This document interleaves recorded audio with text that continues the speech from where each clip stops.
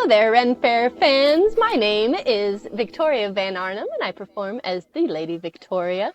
We are joined here today by the lovely Dr. Kimberly Tony Korol-Evans, and she is going to be telling us a little bit about how things have been going in Maryland and the Ren Fair there and what's been going on. And today we also have the wonderful hostess, Olivia Harding of Music the Gathering. Hello, ladies. Hello.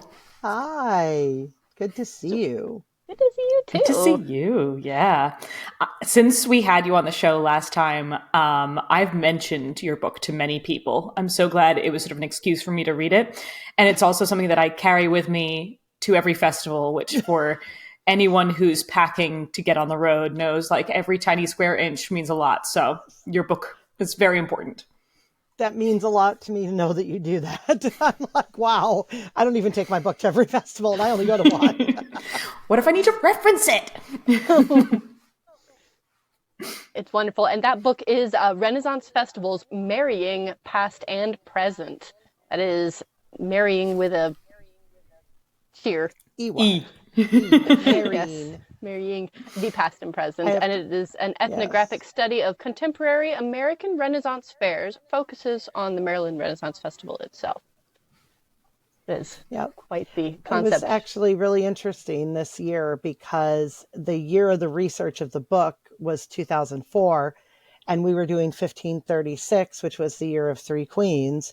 And this year we were doing 1536 again, and it was Jane Seymour's second year. So it was interesting this year to realize that 19 years of real time had passed and we had gone a full cycle of the queens in that time. Wow. Maryland, I think, is the only fair, as far as I know, that does the full cycle of queens. So we are actually on our third cycle of the queens. And so the research was done during the second cycle, but we're on our third cycle, and Jane Seymour was the queen, this last year, 1536. So, and we go through all six queens in each one of the cycles. So it's been really interesting to look at that and be like, wow, it was 19 years ago. And we're doing Jane again. And also just really looking at being able to see the difference in the portrayal of some of like the really big movers and shakers of that story, the way that Jane is portrayed, the way that Cromwell is portrayed, the way that the Seymours are portrayed, just very, very different. And it's always fun to see that, to see, what take do we have, but also what have we learned historically in the last 19 years that has changed kind of our viewpoint on people? Mm-hmm. I was realizing that not only have we gone through, cycles of queens, but when you were doing the research for the book, 2004, in the book you mention 9/11 and the fair's response to 9/11. Research happened 3 years after that. Here we are 3 years after deep quarantine with COVID. Oh. And so what sort of parallels do you see there? What do you see in terms of the Ren Fair's response to tragedy and upheaval? Yeah, I think that the response when we came back, we were off 2020 at Maryland. We came back in 2021. We had really modified types of schedules. No, we didn't have any big stage shows. We normally do at least one, sometimes two period plays.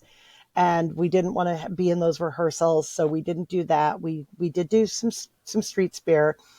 But mostly we were, it was very separated. We were masked for a large majority of the day, at least at the very beginning. For the first, I think 3 to 4, maybe 5 weeks, we would take our free time and we would go up on a balcony somewhere to wave to people and say hi and shout things so that we weren't down in the ground, on the ground where there were so many people, because there were so many people. People needed an escape. It felt very much to me with the way people appreciated what we were doing, like those weekends after 9/11. 2001. It felt very much to me, people really seem to appreciate it. The Smiths, who are the owners of the Maryland Renaissance Festival, were very conscious of safety. They wanted to make sure that, we all had to be vaccinated. We wore masks. They cut the attendance. They capped out attendance at 80% of what normal attendance would be. And that has now become a norm. That is now the 100% attendance. They've decided to stick with that. And or something close to that. I don't know exactly what the algorithm is, but they have one. But it really was amazing how appreciative people were for what we were trying to do. But it was like, there were certain things like, singing, right? Like, what is more of a super spreader than singing? So shows that normally were kind of intimate shows like Queen Singers, which had been at the Revelers Bower and very intimate. Excuse me. Sorry. A very intimate show was put up on the globe. So there was distance. And while that was lovely and it gave a lovely visual, you lost some of the intimacy of that. And so this year, Mayor's Revels, which is what it's been renamed, was back at the Bower, and you kind of saw that intimacy come back, that relationship with the audience. So there is sometimes give and take in that thing. But I think the festival will always be a response to crisis and upheaval. I think that it's where festival came from. When you look all the way back, you go back, if you can go back before the Greeks to the Egyptian festivals and the Mesopotamian festivals that were festivals of fertility and harvest and all of these things, you're either celebrating or you're praying for something good to happen. It was one of the two, right? Either we're celebrating because we had a great harvest or we're praying that we're going to have a good harvest.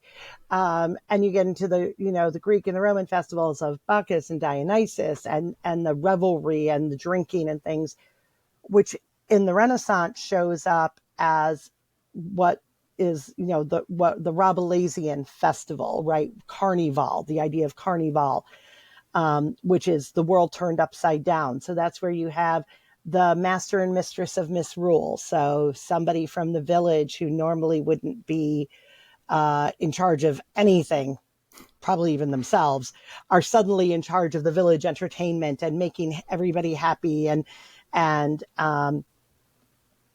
that, it was response to crisis, to sadness, to coming out of, things like plague. And so I think we see that, and we saw the birth of the Contemporary American Renaissance Festival at a time of real upheaval in this country. Mm-hmm. You were coming out of McCarthyism, and you had a lot of people in Hollywood who could no longer act or do things on a Hollywood stage. So they were looking for alternative theatrical forms.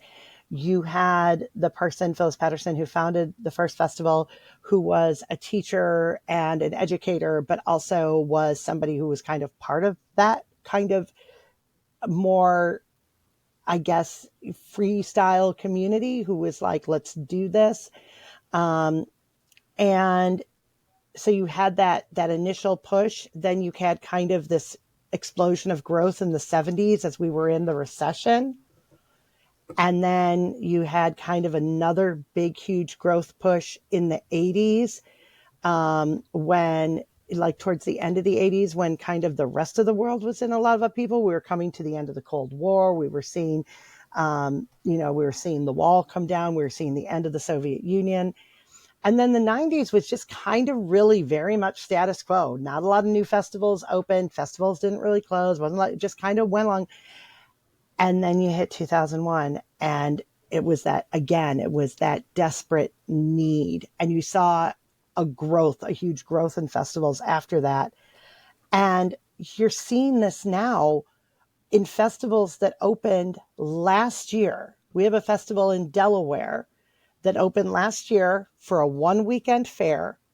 And you all know one weekend fairs are the bread and butter of some people, but more of them fail than succeed. That's Let's putting it be nicely. honest. Yeah. I mean, more of them fail than succeed. They do. But this is a performer-run festival. So somebody who knew what they were doing, they've had their boots on the ground, they've had skin in the game.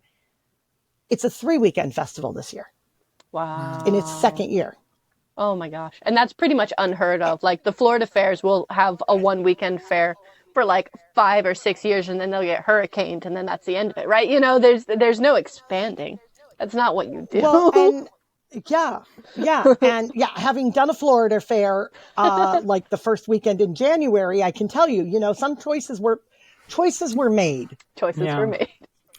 I will Choices were also made. say that specifically Florida has a lot of festivals going on. So it's possible for someone to say, oh, if I miss this one, I'll catch the next one, especially sort of in the December through February time. Mm-hmm. Whereas I've noticed when it comes to Maryland, Ravenwood opened recently nearby, but there's not a ton. You have to drive quite a bit. And in the Northeast, driving quite a bit means going through multiple states to get And multiple cities. And multiple cities, which is miserable. World traffic. And so when you have a reachable fair show up right there, then people are going to make a way to go to it, find a way to go to it. And I think Ravenwood had success this year. The Virginia Renaissance Festival had to turn people away this year. They had a 6,000 person day, which was unheard of for them, and literally had to shut down at point, and because people had to leave before it was just that busy. And so they said, we have put a cap on it. Buy your tickets. If you don't buy your tickets before you get here, you're not getting in. Oh my gosh. And I think it's funny because I think Maryland people laughed when we said we're putting a cap on tickets. And they're like, why would you do that? And it's like, have you been to Maryland in October? Have you tried to walk through? It gets really busy.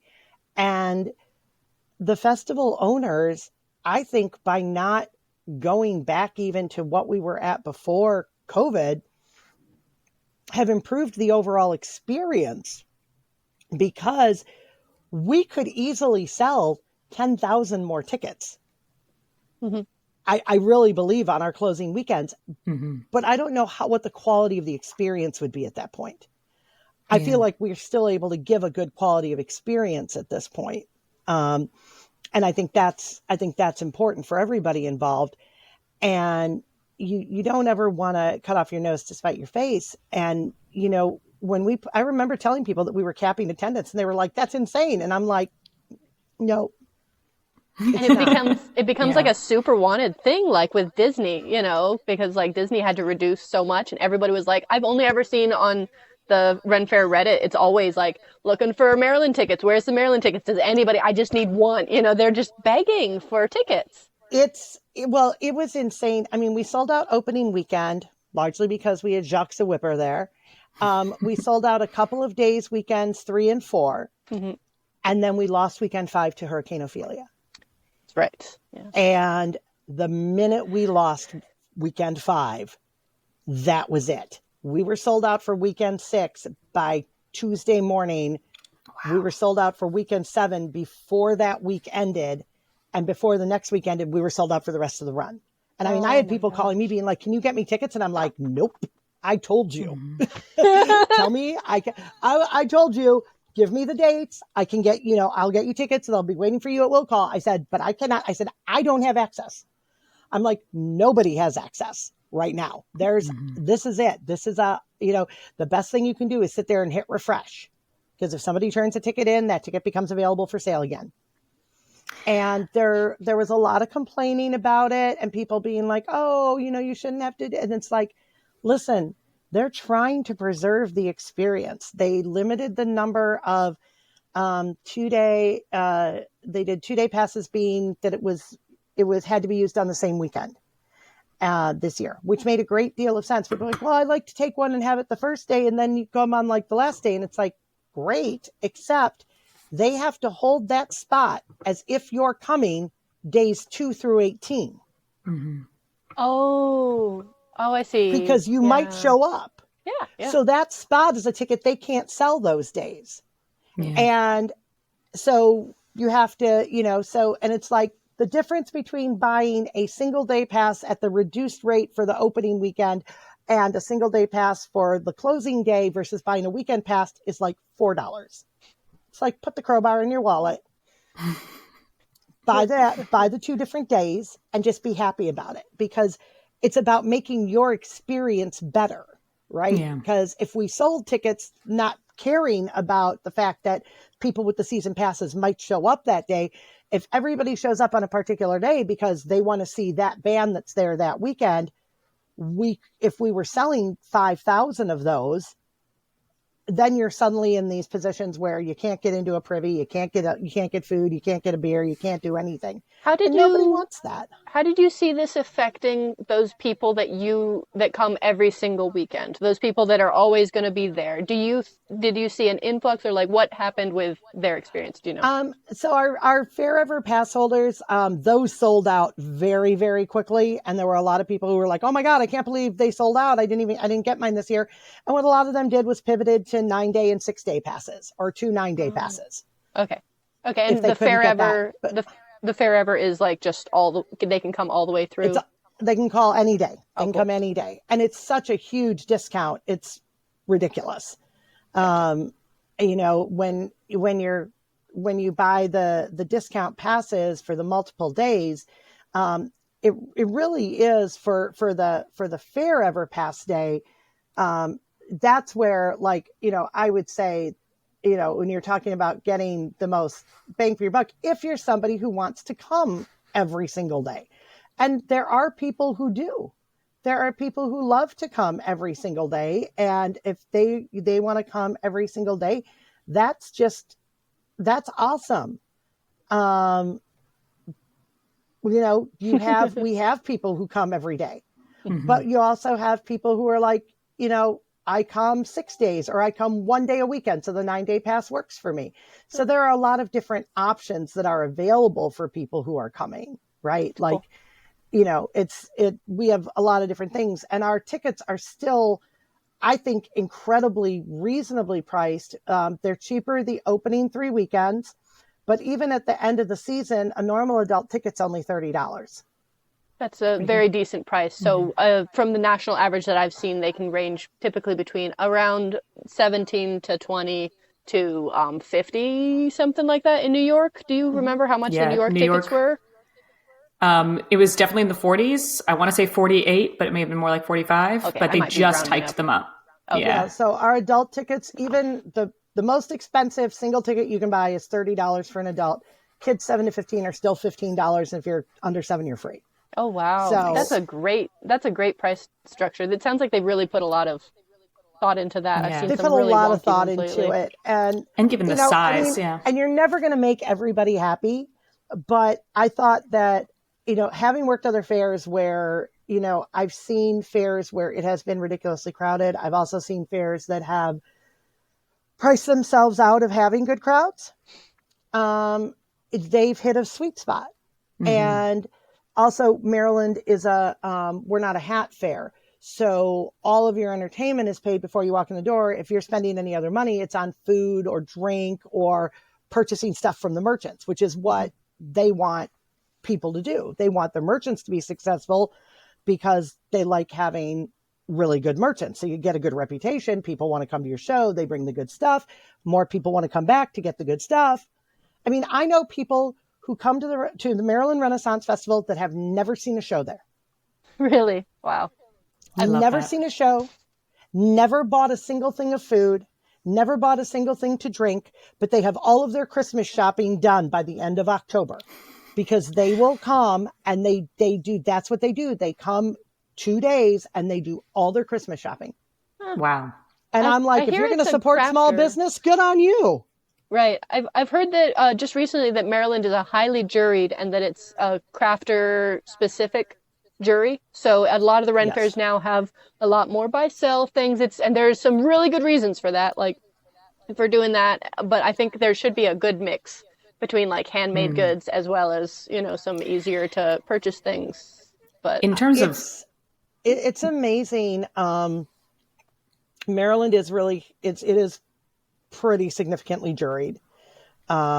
you're not going to find stuff that says made in somewhere else. Really? No. About the only place you'll find that is at like the actual trinket gift shop of the fair, which brings stuff in from England. Yeah. Right? Oh, really? Wow. Like, that's literally where you find, but like, I'm like, you go up, like our jewelers are making their own stuff. Our carvers are making their own stuff.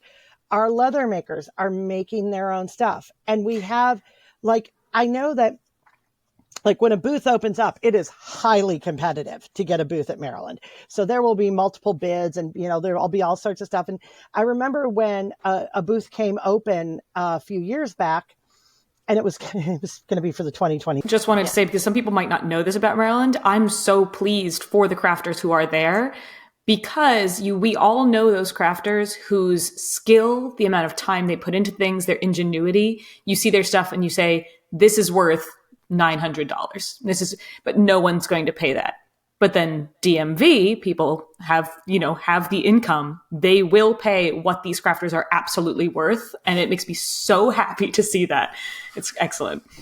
At fairs, I've done 15 fairs on the circuit. I've done everything from running a bar to selling cigars to being on cast. This year, we were officially an independent act for the first time. Carolyn Spedden, our artistic director, said, hey, could you do a show on love and betrothals and things like that in the Tudor age? And so we created a brand new show this year called Love Tudor Style. And we talked about the difference in betrothal and wooing and courting between nobles and peasants. And then we talked about, kind of the formal betrothal and the wedding ceremony. And then we talked about what happens after, which of course is the great feast. And then we talked about what happens after the after, which is the consummation. And so that was really neat to research that and find out. I read a lot of court cases to find out, because it was when people would break betrothals that you find out about them. Oh. So that was a lot of fun. And we did an installation also for the first time this year. So at the Revelers Bower, which is the living history area that I manage at the festival, we have 3 people who do this year. We had 3 people doing handcraft, could kind of follow along with that. And then Mark and I did our shows. My husband and I are together. We're a class act. That's our troupe. Everybody always giggles. And so in addition to Love Tudor Style, we do Cakes and Ale, which is primarily about food and food ways and why we eat what we eat and when and things like that. And then we do Casks and Flasks, which is about all of the different alcoholic libations that are available in the 16th century. So research is fun. So that was our year. And doing, being an independent act for the first time was a little weird. I got very sick at the beginning of fair. I missed opening weekend. I don't remember ever, I think I missed one day in 20 years because I had strep throat. And I came back. I missed Saturday, but I was there on Sunday. But I missed the whole weekend because I got a infection in my blood. Yikes. And was like 48 hours away from Tony not showing up for anything anymore. And so Mark had to kind of do the shows, and our Charles Boynton, who'd done one of the shows with me before, pitched in and helped him. But I was on a very short leash for the next 3 weeks. I wasn't really allowed to go very far or do very much. And I love street. And I think that's the hardest thing I'm having to adjust to with being an independent act, is that I had so many shows and things to prepare for that I didn't feel I was out on street as much. And I do miss that a little bit. So, we're hoping next year that maybe things are spread out a little bit more for us and we'll have some time to go out. We had some really cool little bits planned, and then me getting sick kind of put the kibosh on those. Yeah. Well, I'm glad to see that at least it seems you're 100% again. So I'm getting better every day. Worked at you're basically running a living history entire section, it sounds like. I'm trying to imagine this like magical place. It's really cool. It's sort of like I want to say pocket, but it's not tiny. It's substantial. But it was so cool because I loved walking past there because there was always something going on that seemed really authentic. And I loved that at the Bower. Yeah, as a latest update from me is that Music the Gathering, we decided to take a pause. So the last festival we did was Bristol in July of 2023. And we had been basically go since November of 2020. So we thought we needed like a teensy bit of a break. And so we're jumping back in 2024 with Brevard and Flarf and all that good stuff. And we'll be running the pub crawl at Brevard, which will be chaos. But in the meantime, I've been working on something that I mentioned in a past episode of Ren Talks. I mentioned that I was playing around with the idea of doing a podcast about the history of folk music. And I was waffling, and the delightful response from the audience of this podcast made me want to get started with it. So I've now released my first episode of that. The podcast is called Folk Files, FOLKFILES. And it basically takes folk songs, specifically, like I talk a lot about the Ren Fair arrangements of folk songs, and I trace where they came from as best I can. In the first episode, we also talk about the definition of folk music and what exactly that means. So that's now out there. You can find it basically on all platforms, or you can follow at Folk Files Podcast to get the link with all of the places where you can see it. But that's been my main project. There's a chance that by the time this comes out, we'll have the answer whether this is happening or not, but there might possibly be a Music the Gathering winter single coming out for the holidays. Ooh. We'll see. And how about you, Victoria? Well, I have been tootling around the countryside still. I am still on a hiatus from my live stream, but I'm hoping to get back to that coming up at the top of the 2024 year. I'll be in a stable housing that will allow for such a thing. And I did the full run of the Ohio Renaissance Festival and the Texas Renaissance Festival here for November just recently. I'm really pleased with this festival. It's definitely lost some of its charm, folk are saying, which is a little, there's a lot going on here. This festival is the largest one, Texas Renaissance Fair. It had a day of 42,000 people. This last Saturday, and that was just them, kind of getting, it was full, but that was them in their stride, which is absolutely terrifying. I think that their full record is somewhere in the 50,000 range. But for this season, it was their largest number. But unfortunately, they don't have a lot of a cast here due to some budgetary issues that happened with their losing an entertainment director and some difficulty with management that's been going on. But thankfully, things seem to be sounding like they're going to be coming back some next year, and we'll have a larger cast again then. But the cast that's here now is doing the best they can. But it's interesting to hear about a festival that's got such a vibrant cast, that's got a story, and I don't even know what a circuit of queens is, to be perfectly honest with you. I will say from our one season at Maryland is exactly sort of what Tony was talking about. I've never seen a cast so busy as the Maryland cast. Like, they are scheduled tight, and there's just so much going on for them at all times. I was like, oh, I wish that my first experience on cast was here, because I love a busy schedule. It was super cool. I think it's helpful when you're new to have structure, because the days can be very daunting and overwhelming. Now, I remember my first day, and it doesn't matter how much rehearsal you've had. I don't care. When it's your first day on cast and the gates open and the people stream in and you're there, it's just kind of that deer blinded by the headlights look. And it's so much more exhausting than you ever imagined it was. If you're doing it right, you should be exhausted at the end of the day. If you're doing it right, you should be exhausted at the end of the day. Yeah. And, I remember, like, I used to make this figure 8 through the village, because I had like 2 lines in opening gate, and then I had like 3 lines in a show at 4:30. And those were my only scripted lines the entire day. And then from like 12 to 1, we gambled at the White Hart Tavern. And other than that, I had no place I was supposed to be, nothing I was just supposed to be doing street.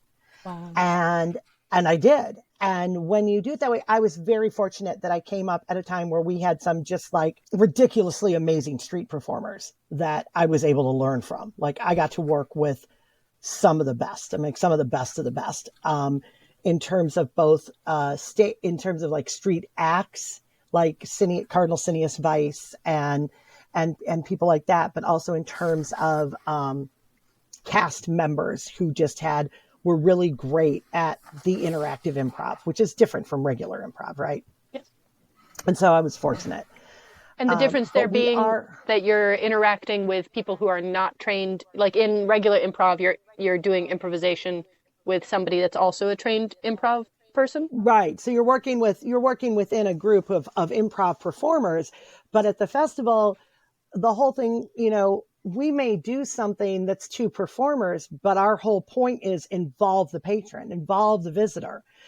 Anytime you can involve the visitor, that's a win, right? Like that, you want to immerse the visitor in the experience. And I was taught that from the very beginning, like my book, like this was not my theory. This is what I was taught at Maryland. I just saw it in action and said, this is why I have to write this, because that was the whole thing, was bring the visitor into the experience. So you might occasionally do a really big bit that was just two people, but oftentimes, or more people, but most often, even if it was two people doing a bit together, you were involving the audience in some way and trying to get the audience to play along. And thank you so much for listening here, friends. This has been another episode of Ren Talks, presented by the Digital Ren Fair. My name is Victoria Van Arnhem, and I perform as the Lady Victoria. I'm Olivia Harding, and I perform as Liv the Druid with Music the Gathering. And today we've been joined by the wonderful Tony. Hi, everybody. Thank you so much. I'm Tony Korol-Evans, and I perform with my husband, Mark Korol-Evans, as part of A Class Act. You can find us on Wednesday nights at 7 p.m. Eastern on Facebook under A Class Act.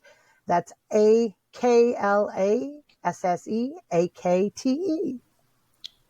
Wonderful. Well, thank you so much, and we look forward to seeing you again soon. Goodbye. Bye. Bye.